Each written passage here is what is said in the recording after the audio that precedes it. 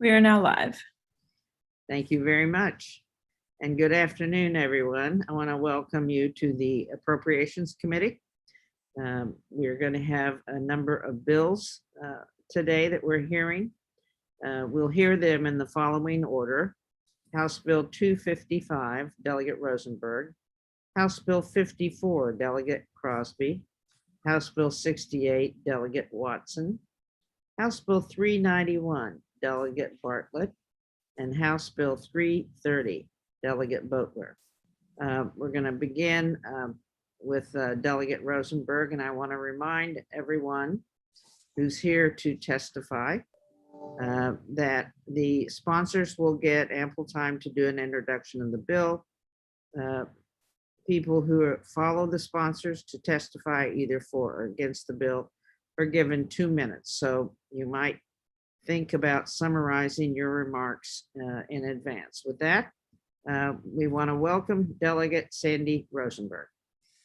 Thank you, Madam Chair, and members of the Appropriations and Ways and Means Committee. Oh, yes. By the way, I do want to welcome the Ways and Means members who are here today. I believe we have at least 3 members that are expected to join. Delegate Feldmark, Delegate Charles, and is it Delegate Young? So thank you, Delegate Rosenberg, for reminding me. My pleasure. Maryland has a unique, as these two committees well know, Maryland has a unique set of internship programs to help students who might not otherwise get the opportunity to spend a summer or part of a regular semester learning about the jobs, the kind of jobs that they are interested in for career choices. And to be able to do so in a way that doesn't hamper their ability to pay the tuition or to pay regular expenses, because they're interested in a field perhaps where there isn't a paid internship available. We've done that with public service, the Walter Sondheim public service internships. We've done that more recently with the technology internship program, which has expanded since it was first introduced.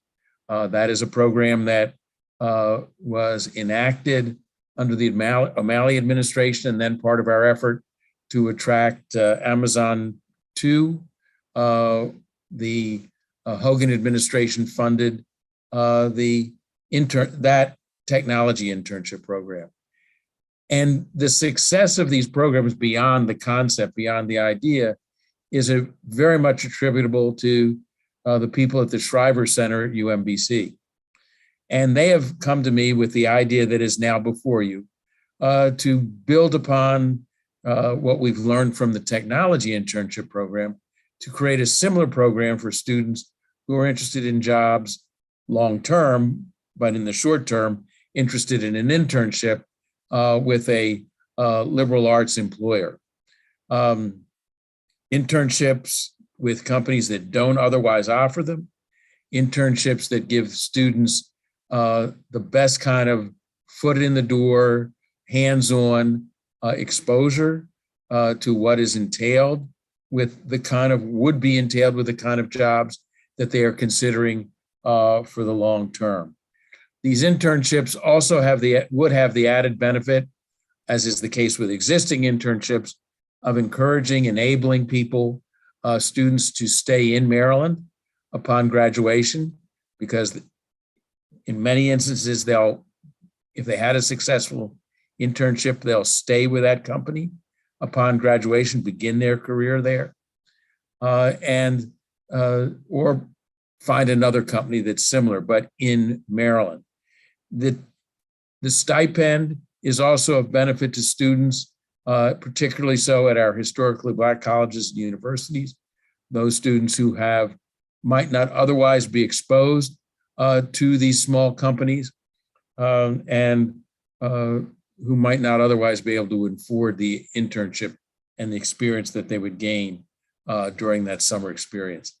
So bottom line, this program builds upon a success, would be administered by the people who know how to administer such programs, the outstanding staff at the Shriver Center at UMBC. And I would submit to the committee the breadth of support for this program and the folks who really would know how it could benefit our students is evidenced by the testimony that will follow mine. So I would urge the committees to give a favorable report to House Bill 255. Thank you. Thank you. Are there any questions for the sponsor? If so, raise your little hand. I see none. And you have someone, Arnie Weinschneck, who is here as one of your first witnesses. Is Arnie on? Hi, it's Annie Weinschenk. Annie, Thank I'm you sorry, so- I misread it. That's Okay. okay. That's okay. That's a tough last name. You got it. You got it really, really close. That's unusual too, okay? Yes. Okay. It is. No, you're usually great. Okay, so thank you so much, Delegate Rosenberg. Good afternoon, Madam Chairperson and members of the committee. My name is Annie Weinschenk. I have the privilege of leading the Maryland Technology Internship Program on behalf of the state of Maryland and UMBC. I'm here today to provide a favorable testimony for HB 255, the Maryland Internship Opportunities Program. So MTIP, as it's referred to, started as a bill under Delegate Rosenberg, and it matches funds to employers across the state of Maryland to increase the number of paid technical internships and to keep tech talent in the state post-graduation. So since 2018, I have led the Maryland Technology Internship Program, which has funded nearly 800 internships across the region from all parts of the state of Maryland, which I'm very proud of. And that all just started 3 years ago. 85% of the organizations who participate in MTIP are small or mid-sized technical-based organizations in Maryland. So by providing these financial incentives to organizations, we are strengthening, and MTIP is strengthening the workforce in Maryland. So as we continue to grow our talented workforce in the state of Maryland, we can't forget the importance of non-technical students studying humanities and the arts to support industries such as education, nonprofit, government, and professional services. Employers place an importance when surveyed on soft skills. Every year they say communication, teamwork, creative problem-solving solutions are what are more important than technical skills. So even in the tech-dominated economy, employers prize liberal arts graduates because of their ability to provide those solutions. Employers recognize the value of arts and humanities, that's the value that arts and humanities students bring to the workplace. And these students need paid technical internships just as much as the technical students, especially in this competitive job market. So without experiential learning opportunities, I just can't make this point more clear. Students are just not attractive to employers. So if students haven't had the internships, they're not going to get the jobs. And that is just the way it is today in 2022. So UMBC commits to administering the Maryland Internship Opportunities Program and growing the talented workforce that we already have in Maryland. I urge you to vote favorably for HB 255 so that we can continue to build an unstoppable and well-rounded workforce in Maryland. Thank you all so much. Thank you. Thank you very much. Delegate Kettleman has a question. Thank you very much, Madam Chair. Could you just explain to me the difference between the program that you're running and this appears to be a separate and new program? And That's correct. And after that. So the differences would be the Maryland Technology Internship Program focuses on our cyber sector or potentially data science, engineering, really technical skills that the student would be bringing to that organization. The Maryland Internship Opportunities Program would be focused more on students who want to go into public service potentially and want an internship at the ACLU, but those may be unpaid, or maybe in advertising, which unfortunately some sectors still offer unpaid internships. So those would be sort of the difference of populations and organizations. Did that answer your question thoroughly? I guess also there's no relationship that would perhaps be more efficient by folding this program into the one that you operate.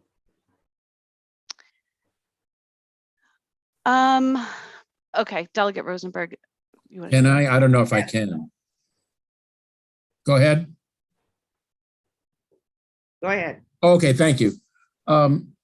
If the committees will, yes, I mean, we would be open to that, but we would need, and this isn't up to the committee, at least not this year, we would hope to have more money so that these internships would not be at the expense of the very popular and in-demand internships in technology. But that could possibly reduce the cost of running the program. Yeah, I would hope that you might look into that. The other question I had at the end, you said that businesses don't like students. I can understand that. It takes a lot to give something to an intern to do, but considering the fact that practically every business you go into nowadays is screaming and crying for workers and have had to close down because they don't have sufficient number, is that those kinds of jobs that they're looking for are not ones that would suit the internship program? Or I guess I just wonder if it might be more, if businesses might be more ready to take on students in this environment. Absolutely. Organizations do love interns. It does come at a cost of onboarding and training. We've seen repeat employers year after year participate in MTIP and across every career center in the state of Maryland. But to your point, I think what I meant to say, and maybe it didn't come across, what I meant to say is if you're applying for a job and you've never had an internship experience, and maybe you've just worked, and there's nothing wrong with the service industry. I was a server for a very long time. I worked all through college because internships weren't as important as they are today. And so the students are having to choose between the professional experience in the field they wish to enter or the shifts at the restaurant, and the nature of the competitive workforce that we're in right now expects students to come out of college undergraduate with an undergraduate degree and ready to go. And so without that experiential learning opportunity, they may miss out on the opportunity, because they had to work as the server. So they're trading. And it will impact their future. So that was my point. I feel like I'm not answering your question directly, but these important opportunities would definitely serve as a pipeline for the workforce gap issues we are seeing. Okay, thank you. Sorry. Thank you. Thank you. Any other questions? I see none. We're going to now move to Kristen Brindley. Thank you, Madam Chairperson and members of the committee. Good afternoon. My name is Kristen Brindley, and I serve as the Executive Director of the Baltimore College Town Network. We are a higher ed consortia and nonprofit organization that focuses on attracting, engaging, and retaining students to the region. We know that our anchor institutions draw incredible talent to Maryland, and I believe that we all play an important role in retaining these students to invest in our future workforce. College Town is a network of 13 area colleges with 120,000 students and 17 billion in economic activity. And we really do articulate the message that Baltimore is a great college town, large in part to programs like the Maryland Technology Internship Program. College Town is committed to making sure that our region remains attractive for college, and we conduct a survey every 3 years. We ask students about their attitudes and perceptions of whether or not they'll stay in the region after graduation. And we know that 2/3 of our students do go after internships, but oftentimes they're looking at internships outside the state of Maryland in attractive cities and regions like Northern California, Austin, Texas, New York City, and others. We have a local internships database on our website that launched over 10 years ago. And we have, that's one of the heaviest traffic portions of our website. and it allows students to search for internships that are paid or unpaid. And more often than not, students are looking for paid experiences. We know that the current generation, Generation Z, is very focused on financial stability. They have been living in very uncertain times as being, young people through the pandemic, but also having watched millennials struggle with student debt. They are very career conscious and want internship opportunities. I'm here today to recommend the creation of the Maryland Internships Opportunity Program to be modeled off the very successful Maryland Technology Internships Program. This MTIP has already shown the success that it does create direct pathways from internships to careers. And in the Baltimore region from our colleges, we confer more humanities-based degrees in a given year than we do technical degrees as well. So we, in 2019 alone, had over 9,000 business, marketing, and management degrees conferred. And if you add in social sciences, education, visual and performing arts, that's almost nearly 16,000 degrees compared to about 9,500 in STEM. So we know that there are students who are looking for these types of internship opportunities that this bill would create. And ultimately, again, this is about creating more future Marylanders that are buying homes, that are investing into our neighborhoods and into our communities. And in 2018, only about 36% of our students said that they were definitely likely to stay after graduation. We need direct pathways for all types of businesses to recruit student interns with strong skills for this current labor market. And I just encourage you all to consider my testimony as you vote on House Bill 255, and know that Baltimore College Town stands in strong support behind this bill. Thank you. Any questions? Seeing none, thank you very much, Kristen. We're now going to move to Elsa Mir. Thank you. Good afternoon, Madam Chairperson and members of the committee. My name is Ilsa Mir, and I graduated last month from UMBC with a Bachelor of Arts in Political Science. The idea of pursuing law has been embedded in my memory since childhood, and I'm very lucky and fortunate that I'm currently in the process of applying to law schools to join the class of 2025. But I knew that to be a competitive applicant and a successful law student, that I need to not only immerse myself in my course material and familiarize myself with the legal world, but that I need to adopt a hands-on approach of learning in the form of an internship. So the summer of my freshman year, I heard about the Washington Center, which was a 10-week program housed in DC. It was accompanied by a career development course every Friday. And with the help of their counselors, I was able to secure an internship at Neil Mujeres Legal Services, where I essentially was working on U visa applications for women, especially women who were victims of domestic violence, who were seeking asylum in the United States. And this was a very positive experience for me in that it solidified that I needed to be doing this type of work for the rest of my life, that advocacy needs to be rooted in compassion and research, and that I wanted to pursue it full time. But I knew as a humanities major that when I was entering the program that my chances of getting a paid internship were very slim. I didn't realize how costly it was going to be until after the program. I realized that I'd spent almost $3,000 out of pocket to do about 320 hours of paid work.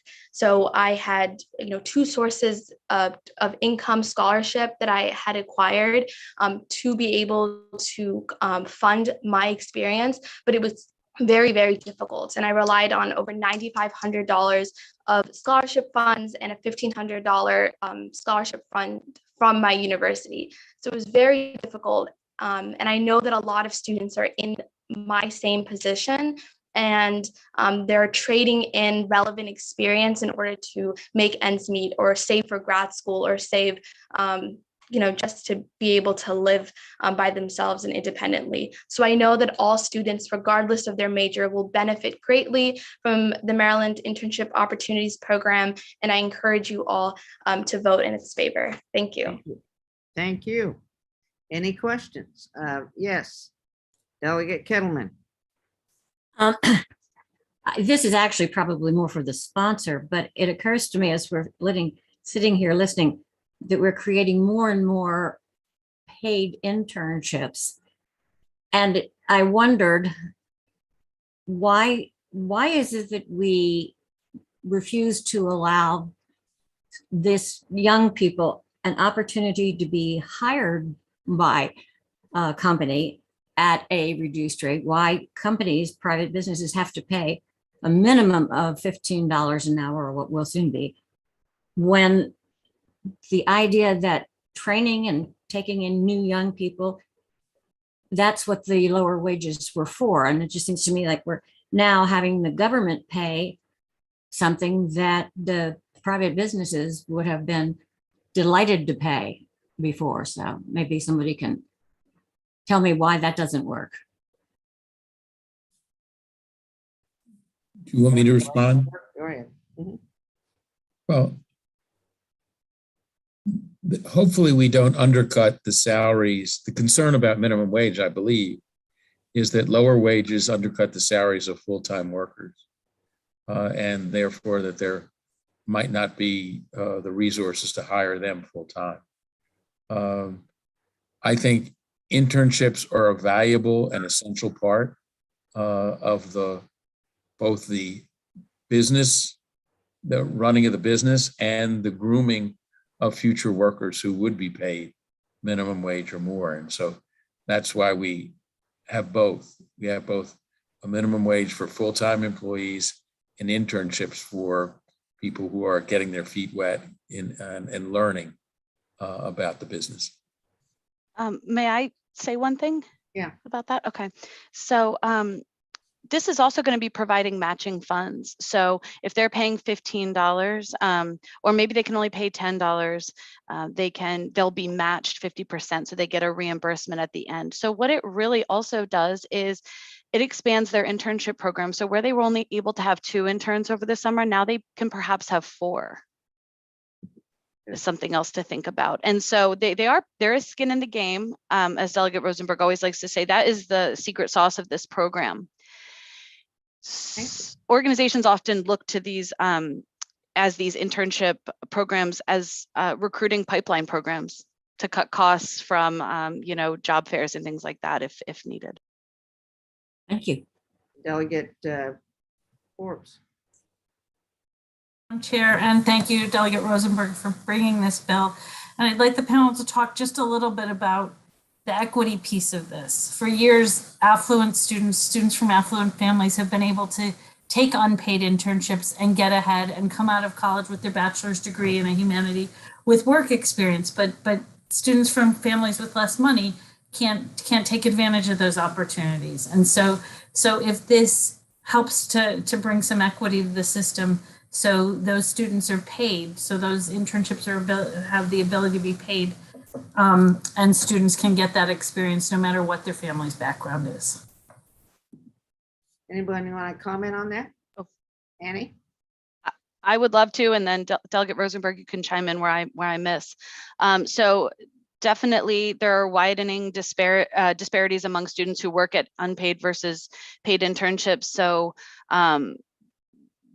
and also gender gaps as well. So women occupy 3 out of 4 unpaid internships. And so majors in fields dominated by women, so education, social sciences, and humanities, report the most unpaid internships. And NACE, which is the National Association of Colleges and Employers, reports that those with unpaid internships had a far less salary as they enter the workforce than someone with an internship experience. And so that's one way. And then just as we look at the NACE analyzed data from their 2019 student survey, and Black students made up 6.6% of graduating students, and they held only 6% of paid internships. So this would really, and is in line with the state's pledge and mission to have more diversity and equity and inclusion. So that's my 2 cents. But Delegate Rosenberg, if you'd like to chime in. Annie, you've said it better than I can. I had a free ride to college. My parents could afford it. I could do what I wanted to do in the summer. There are countless students, as we recognized with the existing internship program, who need the benefit of what this bill would offer. Thank you. That's a great note to end the bill hearing on. And thank you very much, Delegate Rosenberg, and all of the folks who are here to testify in favor of the bill. Thank you. You're very welcome. This now concludes House Bill 54, and I believe this now concludes House Bill 255, and I believe we're ready for House Bill 54. Is Delegate Crosby in the room? I am, Madam Chair. It's good to see you. Yeah, every week we get to see you. Yeah, I know. All right.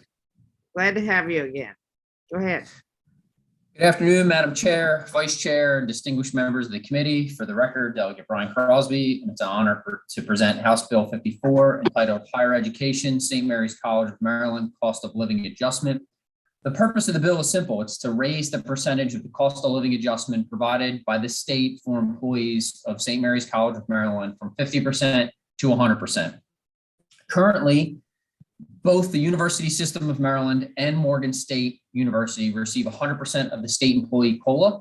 This bill would update the funding formula to include St. Mary's College into the current standards for the other public universities across the state. The employees of St. Mary's work hard to provide a quality education and deserve the basic increase to cover the costs of inflation, especially in today. We shouldn't prioritize one higher education institution employees over another. And for those simple reasons, I urge a favorable report on House Bill 54. Thank you. I have a question, actually. Do you know what the history of this is? Why is it that St. Mary's was left out of that loop? A couple of years ago, I don't know the entire history, but I do know a couple years ago, St. Mary's updated their overall funding formula, and that they were awarded, I believe, an increase at that time, but it just wasn't made to mirror the other universities. So, maybe it was just something that was overlooked at that moment, but I'm not exactly aware of why over the last many years. But Morgan mirrors the rest of the system, right? Morgan. It does. Okay. It does. All right. I've got it. Delegate McKay has a question. Thank you, Madam Chair, and thank you, Delegate, for bringing this bill. My only question is, you had mentioned a couple different institutions. By any chance, do you know where Frostburg State University, is it in par with the others, or is this something that we need to look at Frostburg State University? Delegate, I don't know that answer. And, if there's a way to incorporate them and include them in the bill or bring them up to standard too, happy to look at that as well. Okay, thank you very much. I'll follow up with you, sir, offline. Thank you. Okay, thank you. But Frostburg's a part of the system, so I think I think it's okay with the system. Okay. I think they're fine. Okay. Okay. Okay. I All understand. right. Thank you. But we can check that for you. Okay. All right. We're now have with us three folks from AFSCME. I'm going to ask you not to repeat testimony. So we're going to begin with Juliet Hewlett. Have 2 minutes. Juliet here. Okay, moving on. Ty Reynolds. Is Ty Reynolds here? Yes. Good. Hello, Chair and members of the committee. My name is Ty Reynolds. I am a general trades mechanic at St. Mary's College of Maryland. I also reside in St. Mary's County. I have worked at this college for 16 years. I worked hard and take pride in my work. I get depressed when I hear that the General Assembly is giving raises because I know that I am getting shorted again. What do I mean by this? Unlike any other state agency or university, St. Mary's only receives funding for half of the state funding to cover COLA in the governor's budget. As a result, our peers in the state and other universities get significantly more than us. The upcoming raises in the governor's budget totals about 9% over the next 6 months. My coworkers and I will only see about 2%. This is not fair or just. The bill HB 54 simply makes things more equitable. It makes sure that the General Assembly funds St. Mary's workers so that we can get the same raises like everyone else. Our school is small and has a limited budget. We have trouble recruiting new workers. Passing this bill will go a long way in helping retain more workers and bring in new hires. It is what we need to survive as well, especially with the cost of living going through the roof. We are state workers too. Thank you. Thank you. Do you have anything you want to add? Juliet's sitting here. We didn't have the thing on. She wants Okay. to talk too. Sure, go Hello, ahead. Go ahead. Thank you.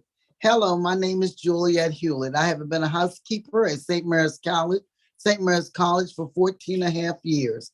I am here today to just ask for your support on this bill. We are simply asking to be compensated fairly like all other state and university employees who are public employees in Maryland.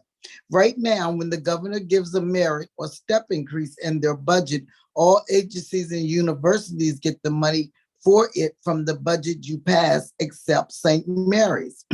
When the governor funds a COLA in their budget, St. Mary's only gets half. That's not right and that's not fair. As a result of this practice, many of my co-workers, despite being state employees, must work second jobs. It's what must be done to make ends meet, but it's not what I should have to do as a public employee in Maryland. We still have bills. We still have gas to pay for, just like the state DSS workers. We still have groceries to buy, just like the workers at State Highway. We should get the same COLA. Our country is growing. The air base is growing. The cost of living in the county is going up. Inflation is going up, but people like me and my co-workers are being left further and further behind. The current funding system puts us in a hole compared to all our peers in the state. This bill today just makes it so we could get the full COLA when it's put in the budget like everyone else. This is about fairness. I hope you will support us and my co-workers.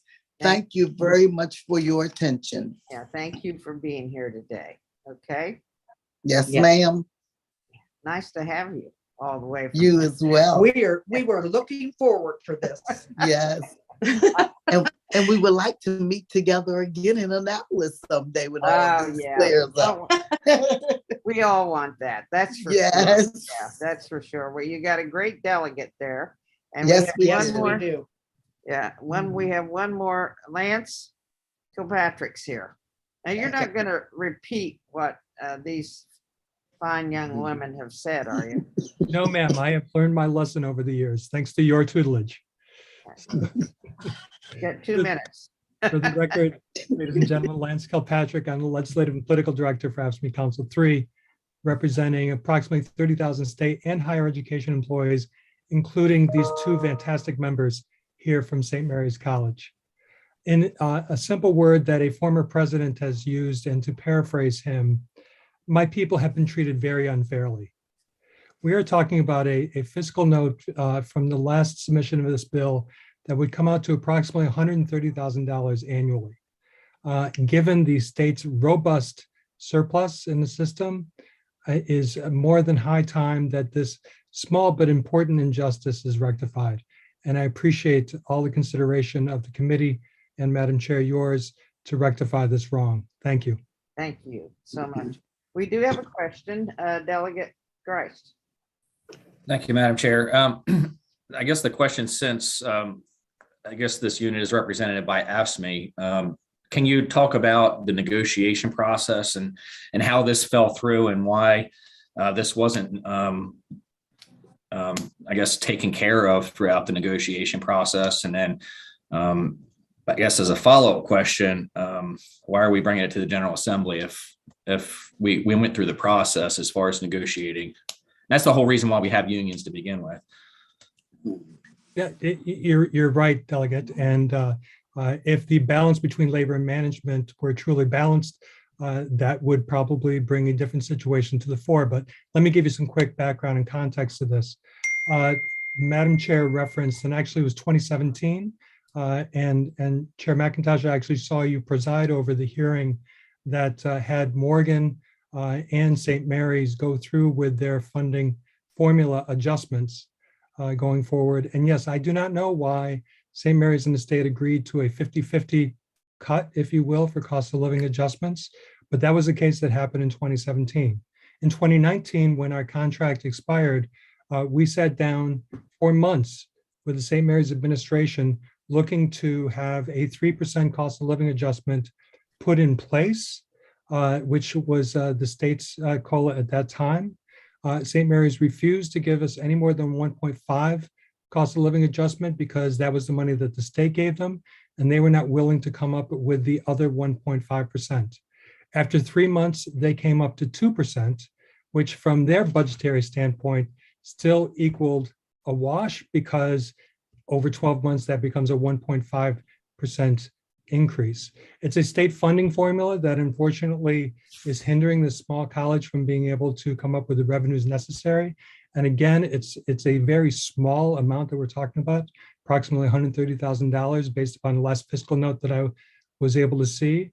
And I think it's only fair that that money be passed down to the college. And then, yes, sitting at the collective bargaining table, if we can get more out of the college, that would be fantastic. It's not only about economics, of course, that we collectively bargain. We collectively bargain health and safety and other workplace issues as well. So, but thank you for your question. Well, as a follow-up, does this circumvent the negotiating process when whenever I guess you guys fail at the negotiation, or you don't get what you're asking for at the negotiation table? Is this sort of circumventing that entire good faith of the negotiating process when we bring that to the General Assembly and ask for us to mandate that the governor fund this? So I really don't think it circumvents the collective bargaining process. If anything, it actually brings it into equity with folks like Frostburg State, as Delegate McKay has referenced earlier, and the other public universities and colleges within Maryland who get 100% of their cost of living adjustment forwarded to them to then negotiate with us where we have representation. So if anything, it actually brings St. Mary's management in line with other management of schools across the state, and therefore it makes it a more equitable process for everyone involved. Thank you, Madam Chair. You're welcome. Thank you. And Delegate Crosby, will I see you next week? I'm not sure yet, Madam Chair. Unless I bring you Okay. coffee again. Oh, yeah, there you go. All right. Thank you so much.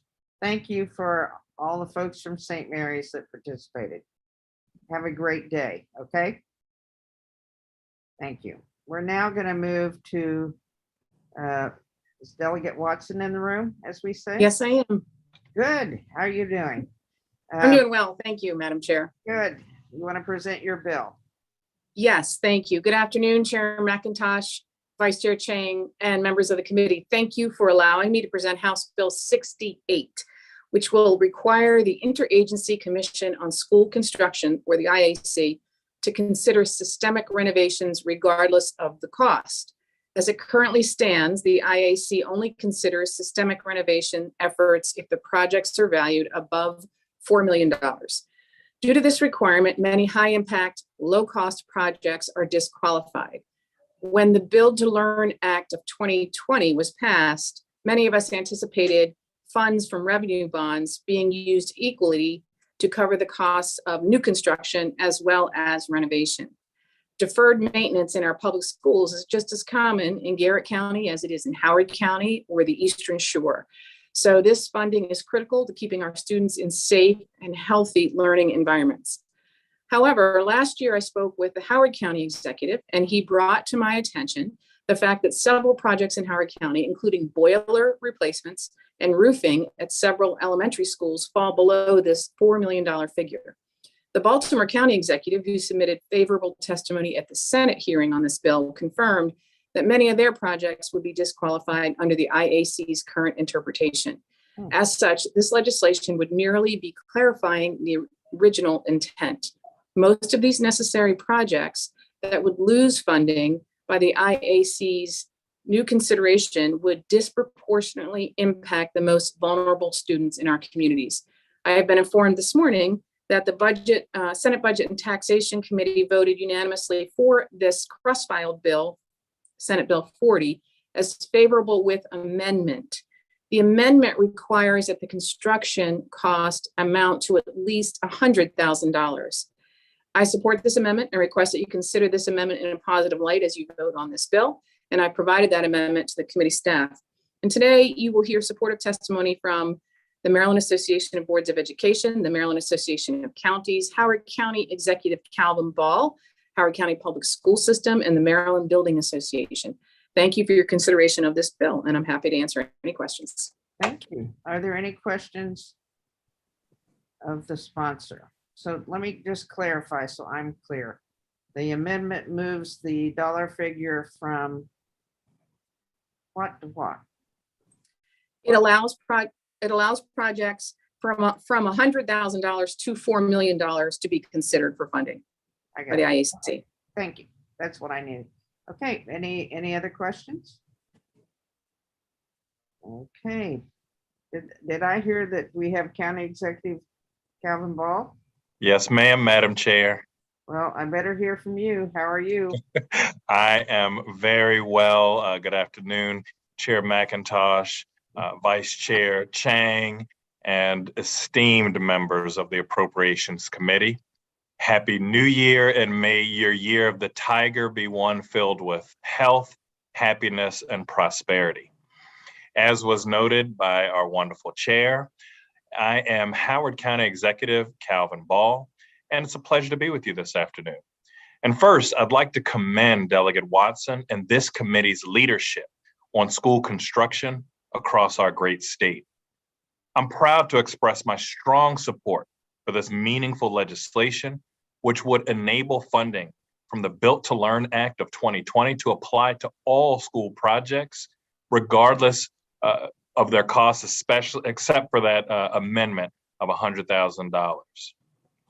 Prior to the introduction of House Bill 68, I wrote to the Interagency Commission on School Construction in September requesting consideration of this effort. As you already know, Built to Learn will invest a transformational $2.2 billion for school construction projects across our state, and the initial intent of this legislation was to be applicable to smaller projects than $4 million. As currently interpreted by the IAC, I have concerns that limiting projects to that minimum $4 million will lead to inequity in completing necessary systemic renovations across Howard County and the rest of our state, which is critical to creating the very best teaching and learning environment for all of our educators and students.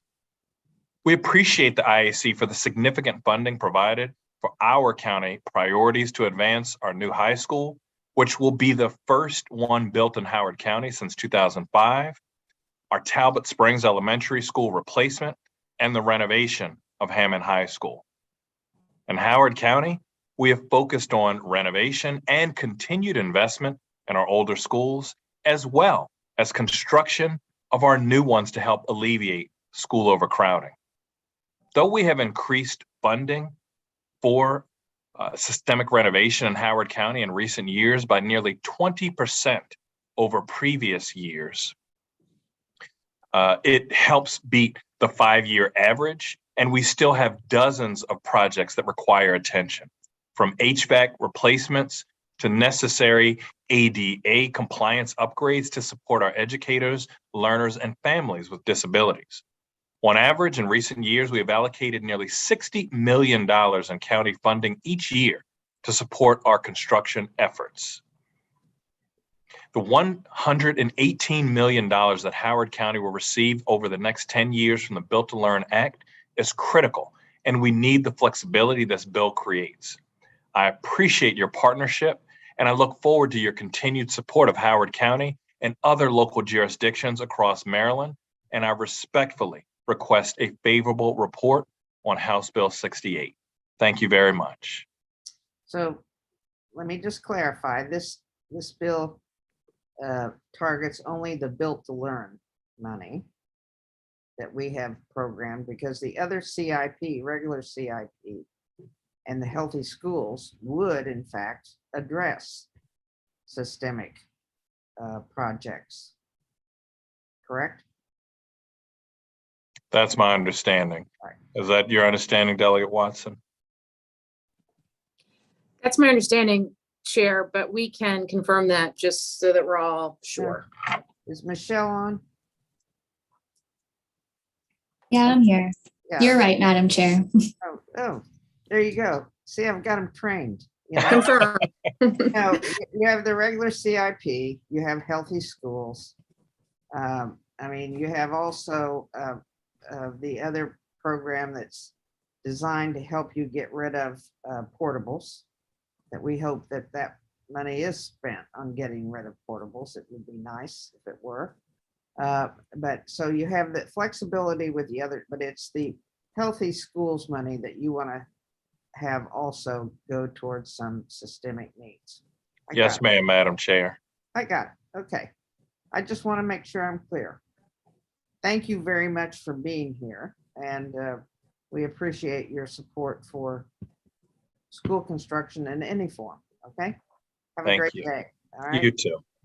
We're now going to have John Williams, who's here with the Maryland Association of Board of Education.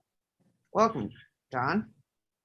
Madam Chair, members of the committee, good to see everybody. John Willems, representing the Maryland Association of Boards of Education, here today to testify in strong support of House Bill 68. As has already been discussed, the school construction program statewide is now represented by two major programs: the traditional capital improvement program, the CIP, and the funds established under the Built to Learn Act.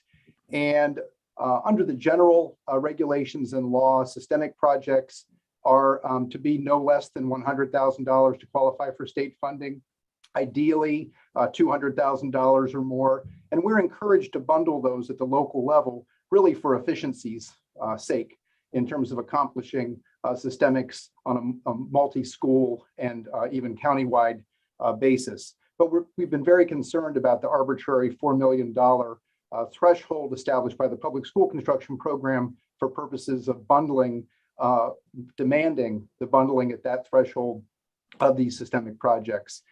From a slightly different angle than the Howard County perspective, the Built to Learn Act devotes the bulk of its funding to the 7 largest jurisdictions, and the other 17 are intended to benefit from a very substantial remainder of that funding.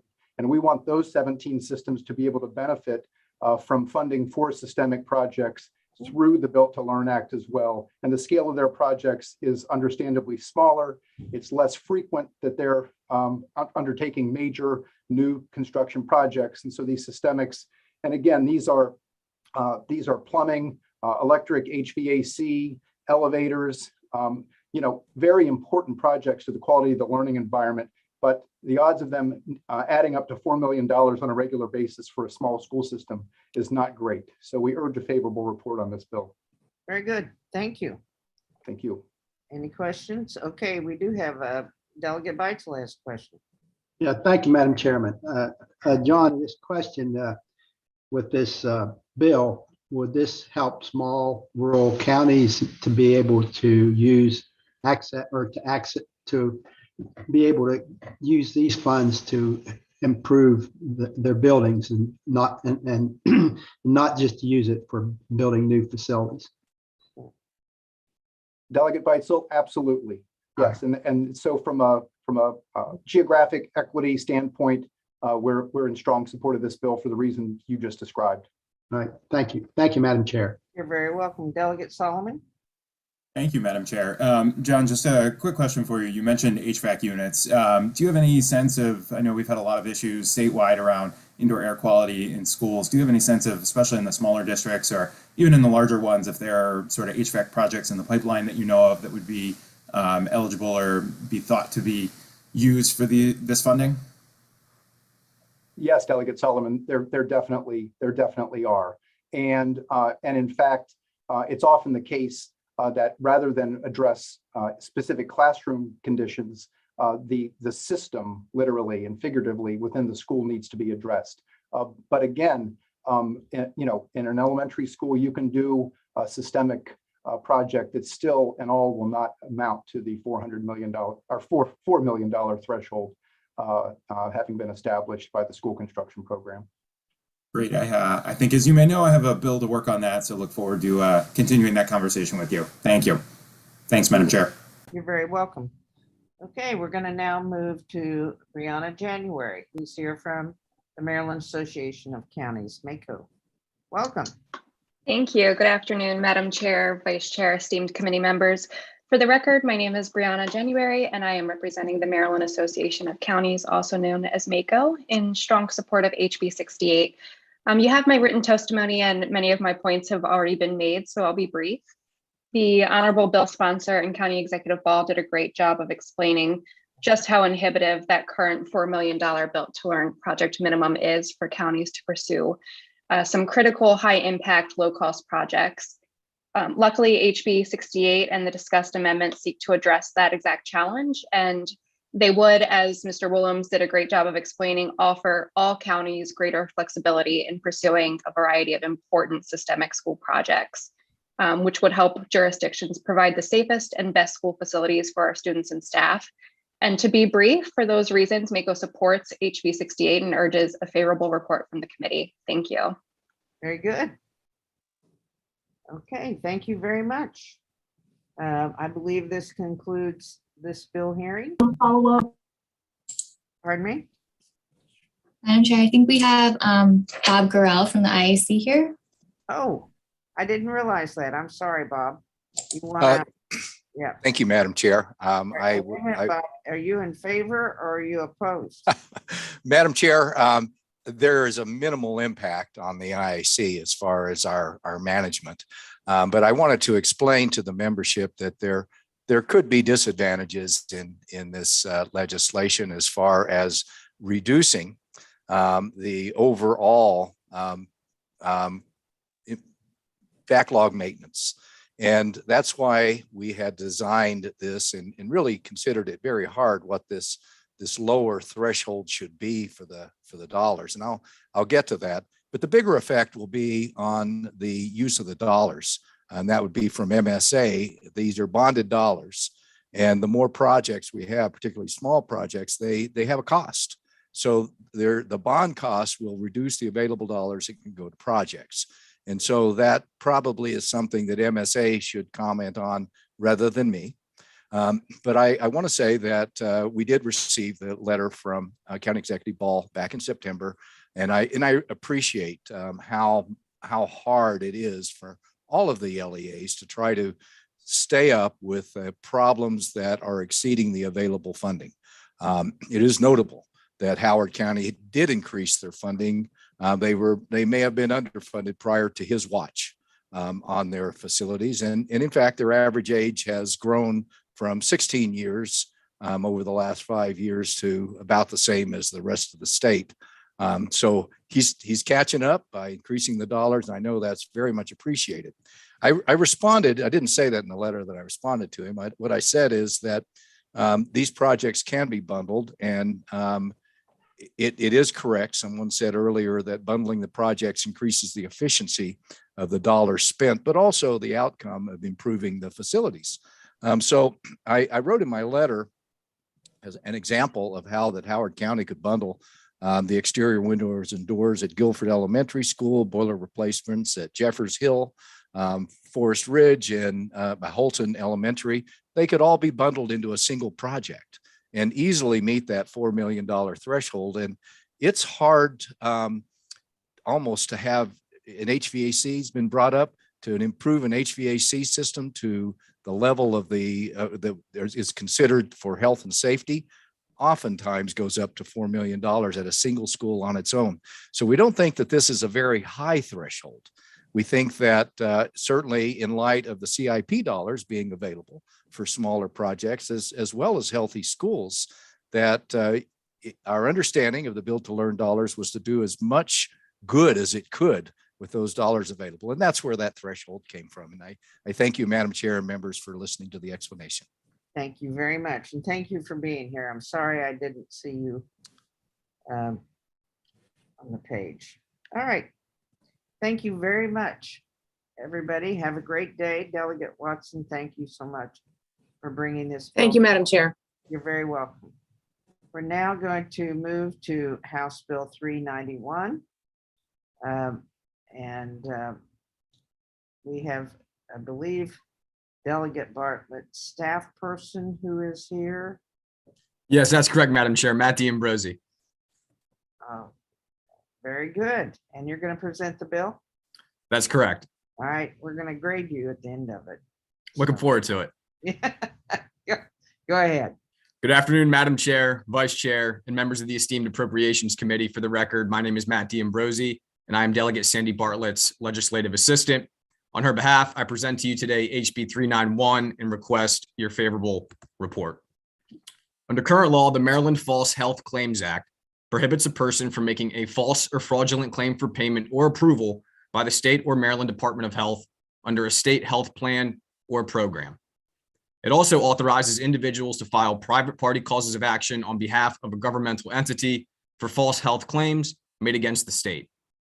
The overarching law, the Maryland False Claims Act, extends substantially similar provisions to other types of claims made against a governmental entity.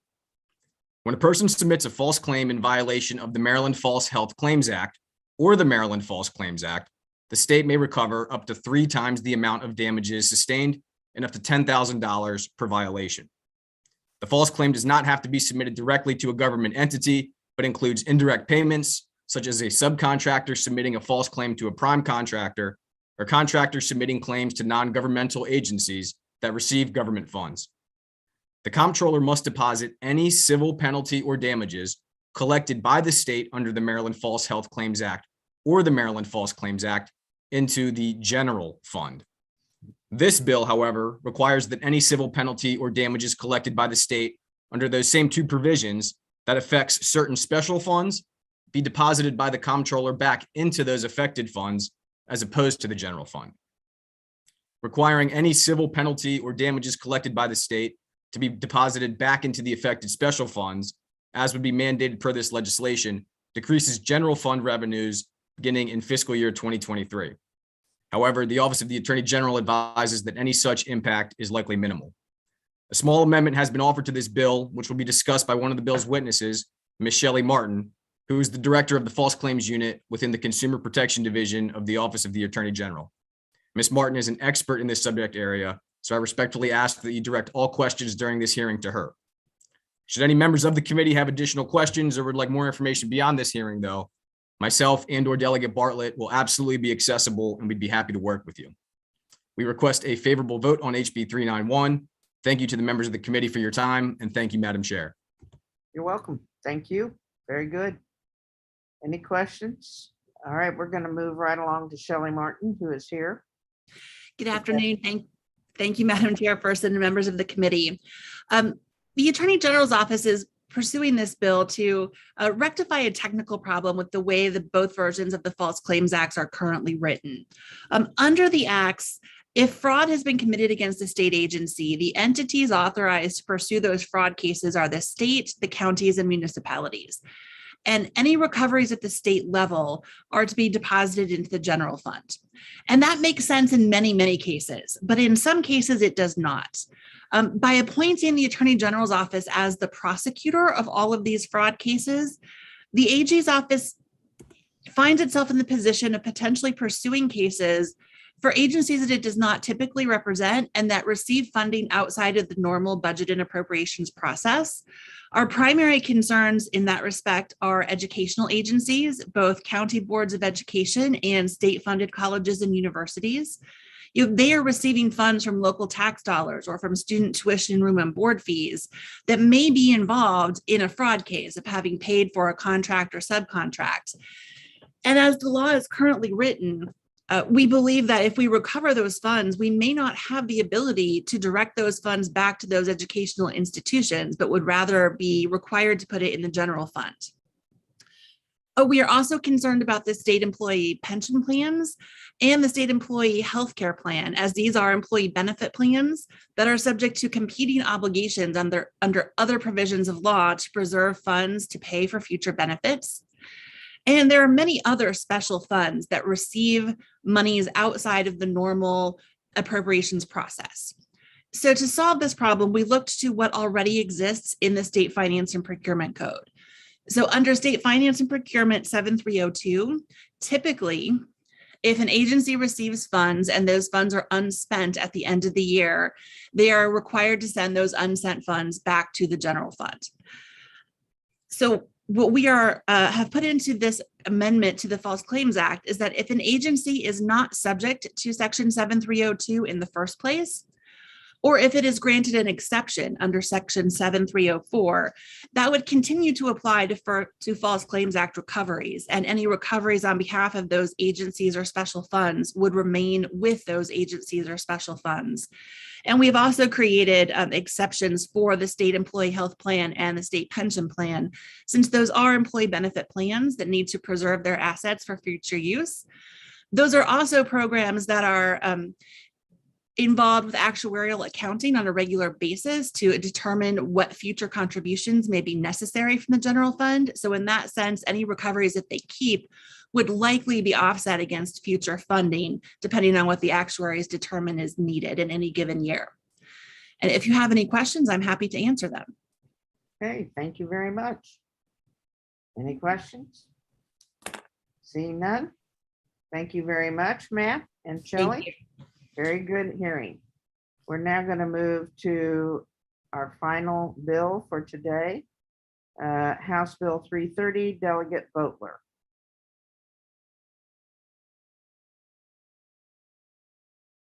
Is Delegate Boatler here? He is. It looks like he's on mute.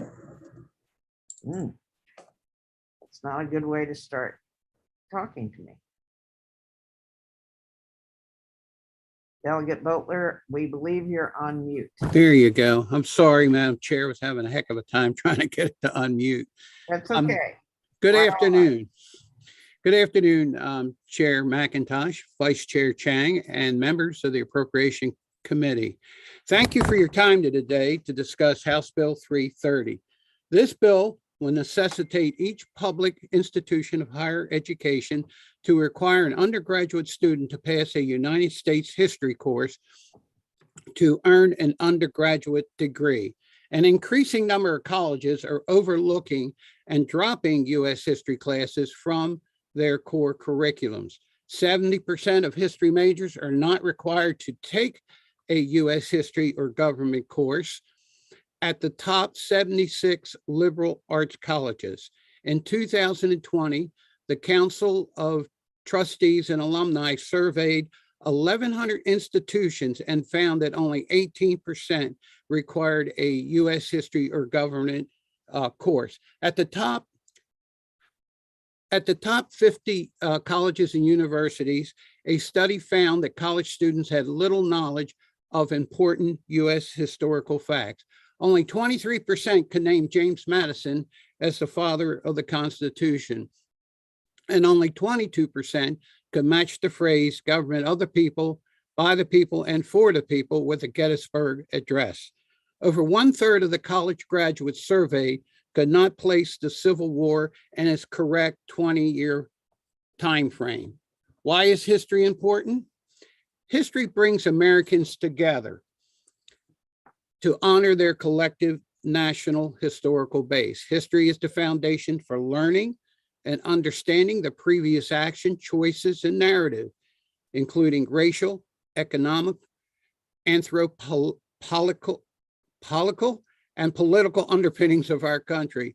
By understanding their gravity, we may learn and we may avoid repeating costly mistakes and therefore choose options for growth that benefit all Americans.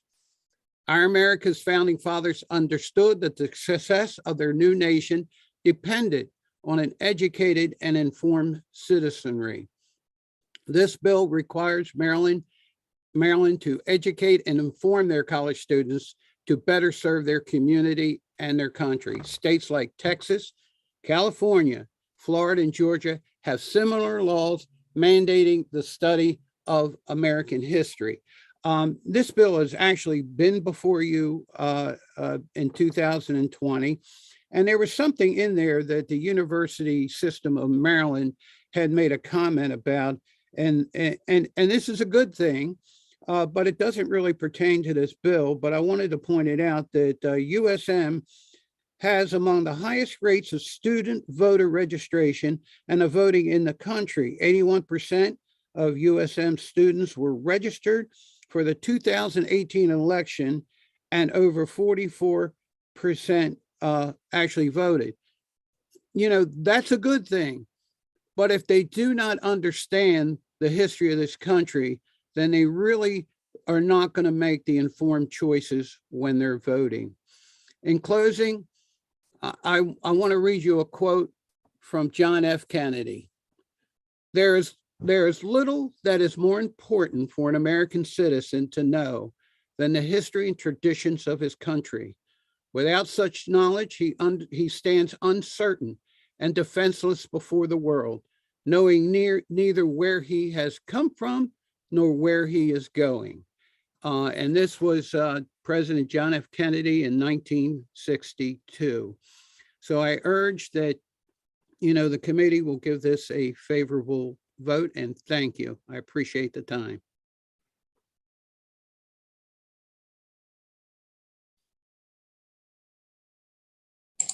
Madam Chair, you're on mute. Thank you very much. And I see no questions. We're going to move to, I think we have one person signed up unfavorable, Kimberly Haven. Good afternoon, Madam Chair, Mr. Vice Chair, member of the committees. My name is Kimberly Haven. I am the policy director for From Prison Cells to PhD. While we understand and support the concept of including a course in United States history, we are concerned about what appears to be a significant fiscal note. Nonetheless, we are also concerned that this legislation will negatively impact the population of currently incarcerated and formerly incarcerated individuals that we work with. Currently, there are limited college programs available behind the walls, and we work to ensure that students can participate and attain their degrees. For formerly incarcerated individuals, we assist them with transferring credits to the institution of their choice upon release.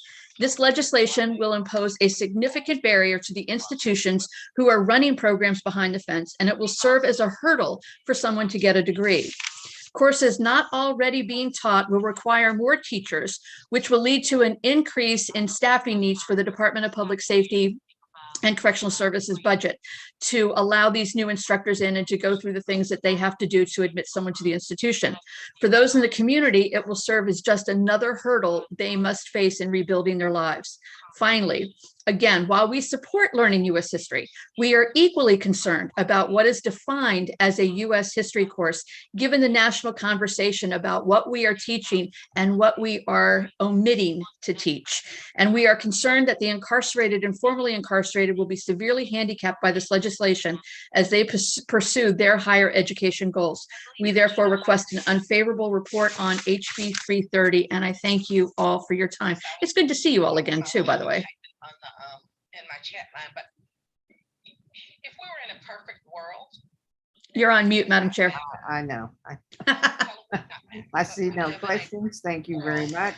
And this concludes our bill hearings for today. So thank you, everyone, for your time and attention. And we will see you next week for bill hearings. Have a good day.